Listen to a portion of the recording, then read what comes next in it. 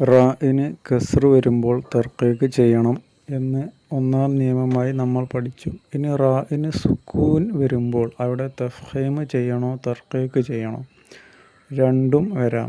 എവിടെയാണ് തഫ്ഖീം ചെയ്യേണ്ടത്, എവിടെയാണ് തർക്കീക്ക് ചെയ്യേണ്ടത് എന്ന് കൃത്യമായി മനസ്സിലാക്കണം. ഖുർആനിൽ പല സ്ഥലത്തും ഇത് കാണാം. അപ്പോൾ റാ സുക്കൂനായി വരുമ്പോൾ അവിടെ തർക്കീക്ക് ചെയ്യേണ്ട സ്ഥലങ്ങൾ: ഒന്ന്, സുക്കൂനുള്ള റാ, അതായത് സാക്കിനായ റാ വരൽ.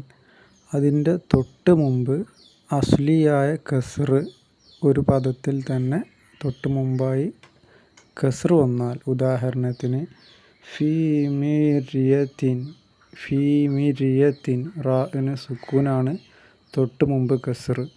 ഫിർഔന, ഫിർഔന, റാഇന് സുക്കൂന്, തൊട്ട് മുമ്പ് കസ്റ്. വസ്ബിർ, റാഇന് സുക്കൂന്, തൊട്ട് മുമ്പുള്ള ബാഇന് കസ്റ്. വസ്തബിർ, റാഇന് സുക്കൂന്, തൊട്ട് മുമ്പുള്ള ബാഇന് കസ്റ്. ഇവിടെ മറ്റൊരു കാര്യം പ്രത്യേകം ശ്രദ്ധിക്കണം. ഇസ്തിഅലാഇൻ്റെ അക്ഷരങ്ങൾ എന്ന ചില അക്ഷരങ്ങളുണ്ട്. ഇവ ഈ സുക്കൂനുള്ള റാഇന് ശേഷം വരാതിരിക്കാൻ ശ്രദ്ധിക്കണം.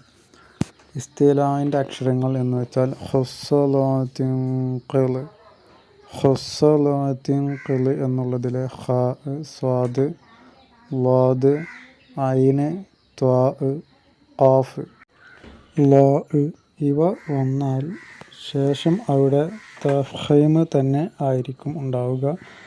ഉദാഹരണത്തിന് അങ്ങനെ വന്ന സ്ഥലങ്ങൾ: ലബിൽ മിർസ്വാദ്, മിർസ്വാദ് എന്നുള്ള റാഇന് സുക്കൂനാണ്, മുമ്പ് കസ്റാണ്. അവിടെ നിയമം അനുസരിച്ച് തർക്കീക്ക് ചെയ്യണം. പക്ഷേ ശേഷം സ്വാദ് വന്നു എന്നുള്ളത് കൊണ്ട്, അത് ഹറൂഫുൽ ഇസ്തിഅലാ ആയതുകൊണ്ട് അവിടെ തഫ്ഖീം തന്നെയാണ് ചെയ്യേണ്ടത്. മിർസ്വാദ്. ഖിർത്വാസ്, അവിടെ സുക്കൂനുള്ള റാ, മുമ്പ് കസ്റ്, ശേഷം ത്വാ വന്നു. വഇർസ്വാദാ ഫിർഖത്തിൻ.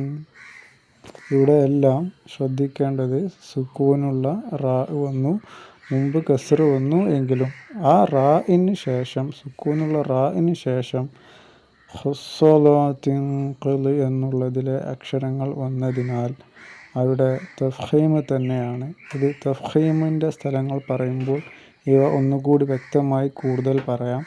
ഇപ്പോൾ ഇസ്തിഅലാഇൻ്റെ അക്ഷരങ്ങൾ വരാത്ത സ്ഥലങ്ങളിൽ മിര്യത്തിൻ, ഫിർഔന, വസ്ബിർ, വസ്തബിർ, ഇത്തരം സ്ഥലങ്ങളിൽ തർക്കീക്ക് ചെയ്യണം എന്ന് എഴുതി വയ്ക്കുക. ഇൻഷാ അല്ലാഹ്.